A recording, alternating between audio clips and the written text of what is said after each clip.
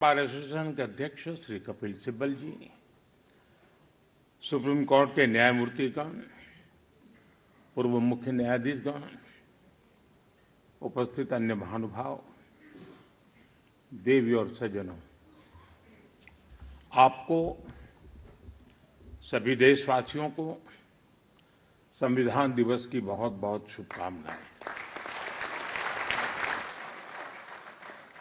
भारत के संविधान का ये 75वां साल पूरे देश के लिए एक असीम गौरव का विषय है।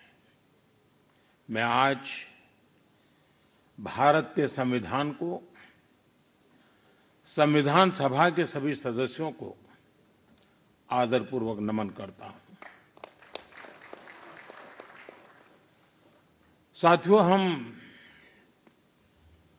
लोकतंत्र के इस महत्वपूर्ण पर्व का जब स्मरण कर रहे उस समय ये भी नहीं भूल सकते कि आज मुंबई में हुए आतंकी हमले की भी बरसी है।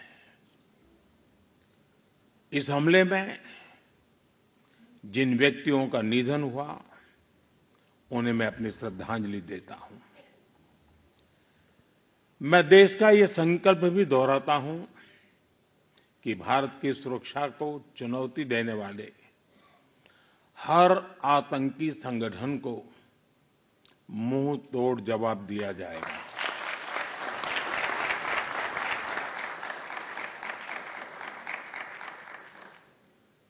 साथियों, संविधान सभा की लंबी बहस के दौरान भारत के गणतांत्रिक भविष्य पर गंभीर चर्चाएं हुई थी। आप सभी उस डिबेट से भलीभांति परिचित हैं और तब बाबा साहब आम्बेडकर ने कहा था, constitution is not a mere lawyer's document. Its spirit is always the spirit of age. जिस स्पिरिट की बात बाबा साहब कहते थे, वो बहुत ही अहम है। देश काल परिस्थिति के हिसाब से उचित निर्णय लेकर हम संविधान की समय समय पर व्याख्या कर सकें, ये प्रावधान हमारे संविधान निर्माताओं ने हमें दिया है। हमारे संविधान निर्माता ये जानते थे कि भारत की आकांक्षाएं, भारत के सपने समय के साथ नई ऊंचाई पर पहुंचेंगे। वो जानते थे कि आजाद भारत की और भारत के नागरिकों की जरूरतें बदलेगी, चुनौतियां बदलेगी।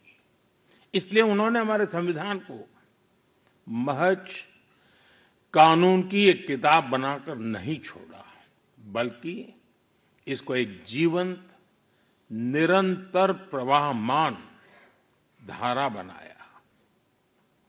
साथियों, हमारा संविधान हमारे वर्तमान और हमारे भविष्य का मार्गदर्शक है। बीते 75 वर्षों में देश के सामने जो भी चुनौतियां आई हैं, हमारे संविधान ने हर उस चुनौती का समाधान करने के लिए उचित मार्ग दिखाया है। इसी कालखंड में आपातकाल जैसा समय भी आया और हमारे संविधान ने लोकतंत्र के सामने आई इस चुनौती का भी सामना किया। हमारा संविधान देश की हर जरूरत, हर अपेक्षा पर खरा उतरा है। संविधान से मिली इस शक्ति की वजह से ही आज जम्मू कश्मीर में भी बाबा साहब का संविधान पूरी तरह लागू हुआ है।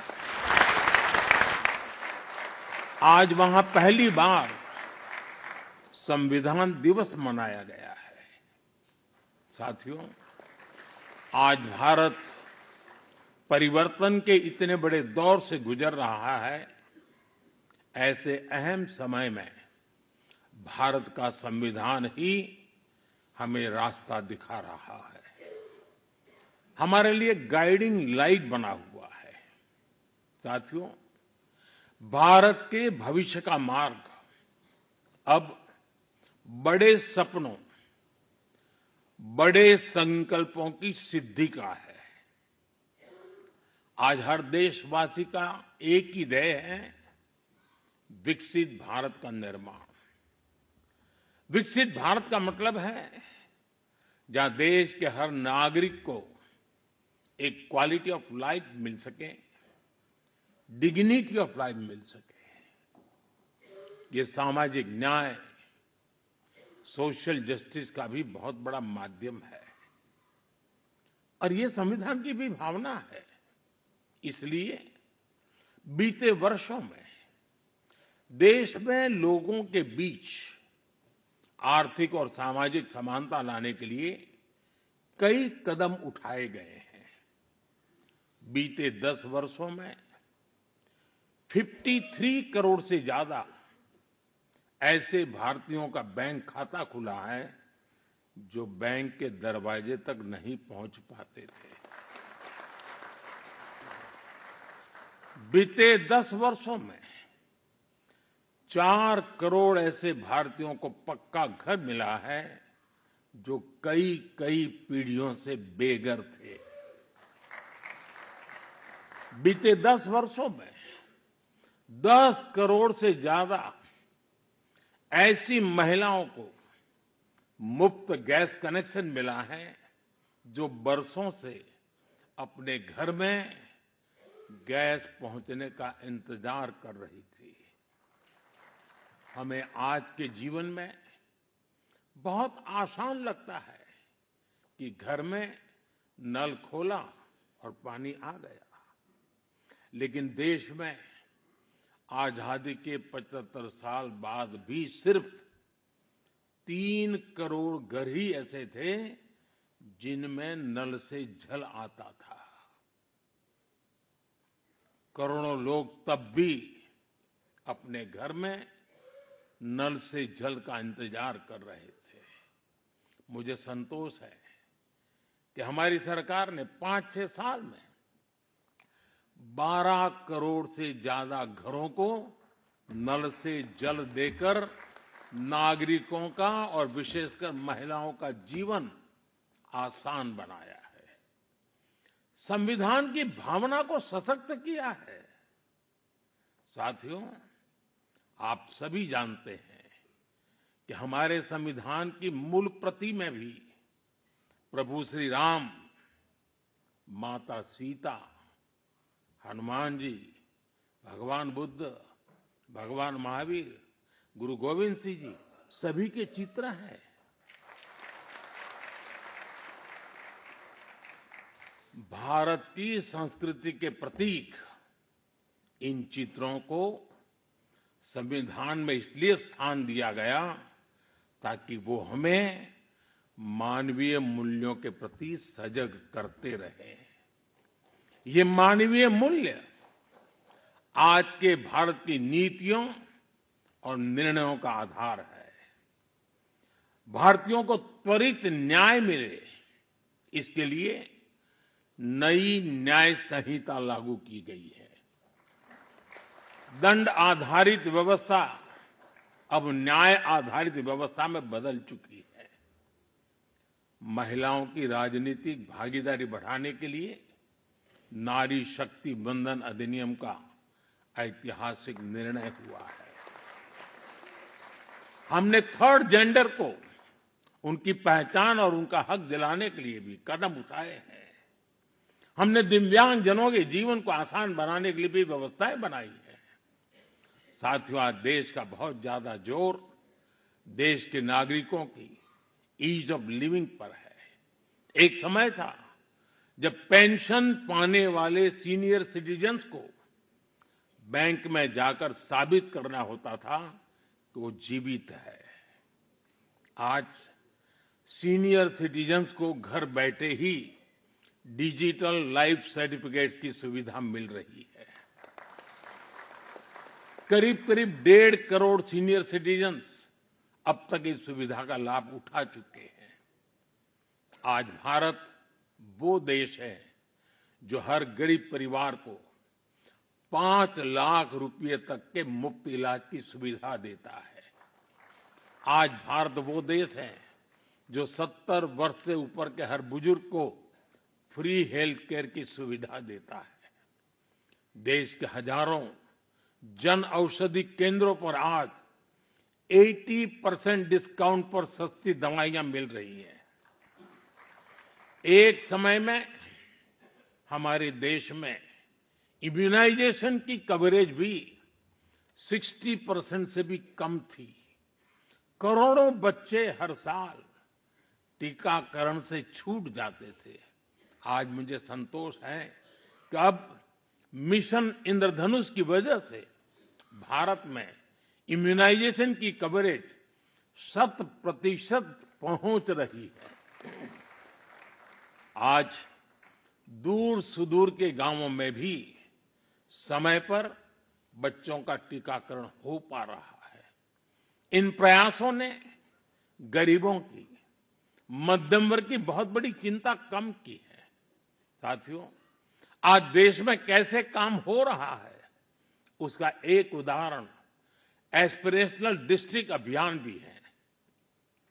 देश के 100 से अधिक ऐसे जिले जिन्हें पिछड़ा कहा जाता था, हमने उन्हें एस्पिरेशनल डिस्ट्रिक्ट माना और वहां हर पैरामीटर में विकास की गति तेज की गई है। आज देश के अनेक एस्पिरेशनल डिस्ट्रिक्ट दूसरे जिलों से बहुत बेहतर कर रहे हैं। अब इसी मॉडल के आधार पर हमने एस्पिरेशनल ब्लॉक प्रोग्राम भी शुरू किया है। साथियों, लोगों की रोजमर्रा की जिंदगी से परेशानियां खत्म करने पर भी आज देश का बहुत ज्यादा जोर है। कुछ साल पहले तक भारत में 2.5 करोड़ घर ऐसे थे जो शाम होते ही अंधेरे में डूब जाते थे। उन घरों में बिजली कनेक्शन ही नहीं था। सबको बिजली का मुफ्त कनेक्शन देकर देश ने उनके जीवन को रोशन कर दिया है।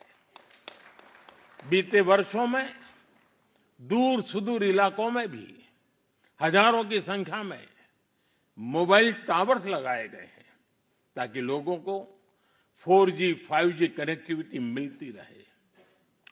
पहले कभी आप अंडमान या लक्षद्वीप जाते थे तो वहां ब्रॉडबैंड कनेक्टिविटी नहीं मिलती थी। आज अंडर वाटर ऑप्टिकल फाइबर ने ऐसे द्वीपों तक भी अच्छी स्पीड वाला इंटरनेट पहुंचा दिया है। हमारे यहां गांव के घरों, गांव की जमीन से जुड़े कितने विवाद होते रहे हैं, ये भी हम भली-भांति जानते हैं। पूरी दुनिया में विकसित देशों के सामने भी लैंड रिकॉर्ड एक बहुत बड़ा चैलेंज रहा है, लेकिन आज का भारत इसमें भी लीड ले रहा है। पीएम स्वामित्व योजना के तहत आज गांव के घरों की ड्रोन मैपिंग की जा रही है और लीगल डॉक्यूमेंट इश्यू किए जा रहे हैं। साथियों, देश के विकास के लिए आधुनिक इंफ्रास्ट्रक्चर का तेज निर्माण भी उतना ही जरूरी है। इंफ्रास्ट्रक्चर के प्रोजेक्ट समय पर पूरे होने से देश का धन भी बचता है और प्रोजेक्ट भी, उसकी उपयोगिता भी बहुत बढ़ जाती है। इसी सोच के साथ प्रगति नाम से एक प्लेटफॉर्म बनाया गया है जिसमें इंफ्रा प्रोजेक्ट्स का रेगुलर रिव्यू होता है और इनमें से कुछ प्रोजेक्ट्स तो ऐसे होते जो 30-30, 40-40 साल से पेंडिंग थे। मैं खुद इसकी मीटिंग को चेयर करता हूं। आपको जानकर अच्छा लगेगा कि अभी तक 18 लाख करोड़ रुपए के ऐसे प्रोजेक्ट्स को रिव्यू करके उनके सामने की अड़चनों को दूर किया जा चुका है।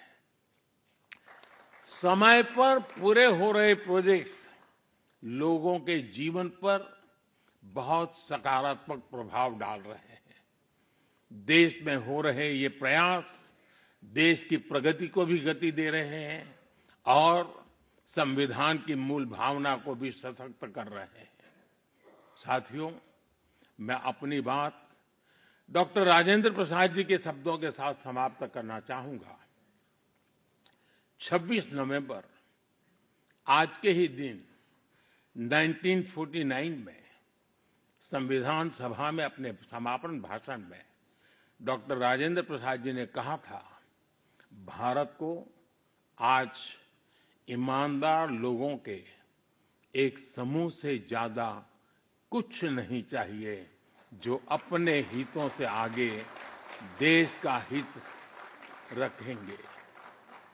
नेशन फर्स्ट, राष्ट्र सर्वप्रथम की यही भावना भारत के संविधान को आने वाली कई सदियों तक जीवंत बनाए रखेगी। संविधान ने मुझे जो काम दिया है, मैंने उसी मर्यादा में रहने का प्रयास किया है। मैंने कोई एनक्रोचमेंट की कोशिश नहीं की है, क्योंकि संविधान ने मुझे वो काम कहा, इसलिए मैंने अपनी मर्यादाओं को संभालते हुए अपनी बात को रखा है। यहाँ तो इशारा ही करना होता है, ज्यादा कुछ कहने की जरूरत नहीं होती है। बहुत बहुत धन्यवाद।